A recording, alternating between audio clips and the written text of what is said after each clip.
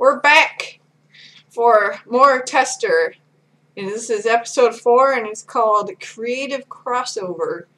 And surprisingly, this episode, spoiler, it's not really okay. It's not really a spoiler, but it's not terrible. It's definitely watchable. It's totally fine. As usual, Meredith comes in, and you know what? She needs to stop dressing herself, because she's still dressing like how a teenage girl thinks all the hot chicks dress. Anyway, the remaining 8 contestants are divided into 2 teams, and there's no names for the 2 teams, so I'm just gonna call them Team 1 and Team 2. Team 1 is Skyden, J-Tight, Reality Pales, and Kirsty Pride. Team 2 is Skydiddy, Quadramonster, Ninja, and Achilles. Then they are told to choose a team captain. J-Tight and Skydiddy are the captains. But then there is a twist. Only the team captain of the team that wins the challenge gets immunity. No one else does. The 2 team captains have to go head-to-head in a best-of-3 tag battle in the game Street Fighter Cross Tekken. J-Tight removes his do-rag from his head because, you know, this is serious business. The winner of this little challenge receives advantage for the second half of the challenge. They don't tell you what the advantage is. I confirmed my theory. I had a theory about why Meredith always stands like this. She has saggy underarms. She's trying to hide it by going like this. You know, I don't blame her. But maybe she shouldn't. Maybe she should wear a shirt with sleeves every now and then. Because it's getting kind of obvious if you're just staying around like this all the time, every time you're on camera. So, J-Tight and Skydiddy go to play the game, and they get converted lunch pails to play the game with. They're actually like these arcade things. You get the joystick and you get the buttons. And anyway, mash, mash, mash later. Skydiddy wins round 1. The backseat drivers all seem to feel that they could have done a better job than the team captains. Of course, Skyden is being very loud. Very, very loud. Yelling like right in J-Tight's ear. Mash, mash, mash, mash. J-Tight wins round 2. So Skyden at this point is actually screaming with happiness once J-Tight turns round 3 around, because he had been losing, and then he starts winning, and ultimately he wins. Like screaming, and she sounds like a yelping injured dog. Skydiddy though is a really good sport, and he dances along with J-Tight because J-Tight was doing a winning dance, and then Skydiddy dances with him. So he was a good sport. But, you know, so Skyden, of course, was being really loud and cheering and stuff. That bothers me, because I think if you're actually got the people next to you, and unless they're like your really good friends, and even if they, you know, even if they are, sometimes it's kind of nice not to cheer super loud to make the other team feel bad. It's just kind of a dick move. And you know, since they're all living together, you think she wouldn't have done that, but you know, this is Skyden. So they all go outside, and there's a fight demonstration going on by Wushu Masters, Tim and Ricky. Guess what, guys? The second half also, it does have to do with video games. It's like a freaking miracle. It's you know, it's 4 episodes in, but it's there, and wow, it's maybe there is a God. Nah. Each team will work with Wushu Masters, Tim and Ricky, to choreograph a tag team fight scene. They also have to make up characters complete with name, backstory, and special moves and weapons. The guest judge is revealed to be Seth Killian. He's not there, but they tell him it's Seth Killian. That news makes Achilles very, very excited. I know he likes some fighting games, so I guess that's why. While Skyden, she's straight out orgasms, like big and complete with several oh my god, like her hands are thrown up, her head's back, and she just going into complete orgasm. And after she's done, she in fact says that yes, she did have an orgasm. And then she has a twitching aftershock of it. And then everyone laughs at her, you know, not with her, at her. The winning team will win the Street Fighter Cross Tekken game and also the lunch pail. This sends Skyden into yet another orgasm. I'm not kidding. Meredith then finally reveals the team names. Skydidy's team is Team Street Fighter and J-Tight is Team Tekken. But why did they wait so long to reveal? I mean, they could have done that at the beginning, like even after they did the little beginning challenge when they fought each other playing that game. I don't get that. And good job. The teams get 1 hour to work on wardrobe and character development and 1 hour to work with the coaches to choreograph the fight scene. Team Tekken has an advantage is that they get to decide on whether they want to work on their choreography or backstory first. J-Tight totally throws that advantage aside and chooses choreography first. That is a stupid choice. Obviously, you were supposed to choose the character development first. So back inside, Team Street Fighter is working on their story. And Ninja tells everyone about his awesome idea about a guy getting overcharged at a restaurant and getting angry. And that's his character backstory. Seriously, it's about getting overcharged for food and something about special sauce. So evidently it's a fast food restaurant. Back outside, so Skyden takes charge of the choreography and in the story. She's working on the story between her and Christy. J-Tight wrenches control back out of her tiny little hands and has them work more on the choreography. So the teams switch.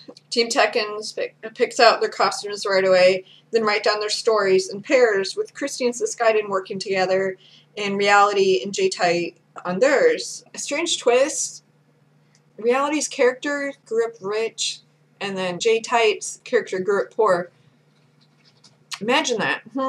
When the girls and the guys come together to share the stories, Reality thinks the girls' stories are a little convoluted. And J-Tight doesn't like it either. He then says he is the type of player to skip the story and to go straight to fighting. So then it's time to reform their stuff in front of the judges. Team Tekken goes first. Team Street Fighter watches from the TV in the loft. On Team Tekken, J-Tight and Reality make up Red Team. Reality's character's name is Ducius Maximus. That was so creative. It was fucking creative, wasn't it? He excels at boxing. His signature move is the windmill wham, and he has never lost a fight. J-Tight plays his brother, Baby Tooth. Why Baby Tooth? Because he has a baby tooth. You know, I guess with that line of reasoning, I would be my fight name would be Long Fingers, because I have long fingers. He learned from a fellow named Master Tiger, and his signature move is Fire Tiger. And the blue team, so Skyden is Kari, and she does like a kind of a, like, I guess she's trying to do a little Japanese voice. Her character is 16 years old, and her special move is Dual Sword Strike. And her costume actually looked pretty cool. She's from Osaka, Japan, and she was born with a demon inside of her. Her parents thought she would never be a ninja because of that. Christy plays Nadesico, which sounds a lot like Nabisco, so I guess she just ate some cookies before then. She has a ranged attack of Shuriken. She's 25 years old. She's from Osaka too, because character is Skyden's sister. Her parents tried to kill Hikari, Skyden's character, because of the demon thing, so Nabisco killed them. The two fight for money and to search for a cure for Hikari, who needs to get rid of the demon before she turns 18, which is when the demon would take over. That's what the story that Reality thought was convoluted. J-Tight and Reality didn't even bring up the whole, it's supposed to be separated at birth and then one growing up rich and one growing up poor. They didn't bring it up, or else the editing didn't show it. But for the fight itself, it looked pretty good, a lot better than thought it would be. After effects were added to the fight for the show, which was pretty groovy. The blue team wins, and then in a twist to the story, Hikari kills Nabisco at the end, saying, and then she says she won. Then it's Team Tekken's turn. Making up blue team is Ninja and Achilles. Ninja's character's name is Big Stack, and he's like doing this thing where he's like lean back, looking all gross and stuff. Or maybe he's gross all the time. I don't know. His special move is the Sludge Grapple. And he's fueled by Price Gouge Rage. And he's from Metaplex City. He was doing his character's voice, saying the backstory for his character. And he has to break character because he runs out of breath. I wonder why. Achilles' character's name is Castle. His special move is Wave of Sorrow. And his attribute is Iron Skin. And he's a leader of the Omen gang. The story is he was abandoned when he grew up in the streets. He's wearing like this weird little fake leather jacket. And it has like cap sleeves instead of just being a vest. But you work with what you're given. The red team is Sky Diddy and Quaja. Sky Diddy's character is called Baba Ganoush, except he said Ganoush, but they said on the screen it was GNU. His special move is Chuanugyo.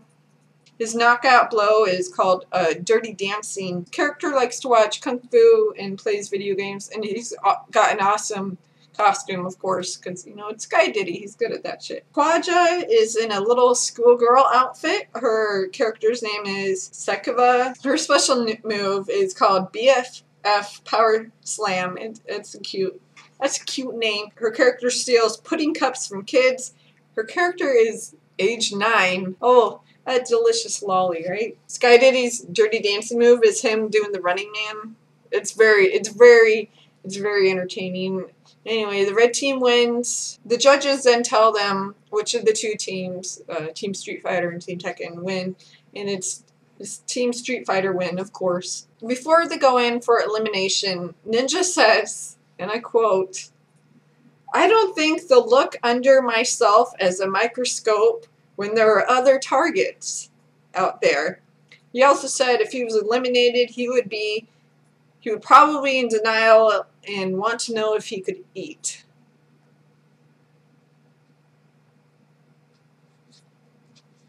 Okay, so at elimination, Brent Gock says that J-Type's character was underdeveloped. This is truth. J-Type defends himself, if you call it that, saying that story isn't important to him in fighting games. He also defends choosing choreography first, when obviously you would want to choose the background and character development first. I think we know who's going to leave, right? And Seth Killian thought that Ninja's character wasn't coherent. Surprise, surprise. Probably because Ninja isn't coherent half the time. J-Type is voted off. I'm not surprised. He did mention, right after they said his name, that, hey, I won the first challenge, when he was turning and saying goodbye to other people. So I guess he thought he shouldn't have gone, since he did win the match against Sky Diddy at the beginning. Though that match was for an advantage which he squandered. But he really wasn't, to me, he doesn't come across as a leader to me. I mean, he seems like an okay guy. He's not leader material, and I guess that showed with him being leader. He did mention that he was really excited to see his kids. And I'm like, what? He has kids? I mean, I haven't watched the character bios, so maybe it mentions that. After J-Type leaves, Brent says, "This competition is getting harder and harder, like my dick. We need everyone to step up." And he said all that because they eliminate Ninja, too. He didn't ask for food when he left. So that was episode 4 of The Tester. It was actually decent and entertaining. And the challenges had to do with video games and actually working on video games. So, hooray! They're improving.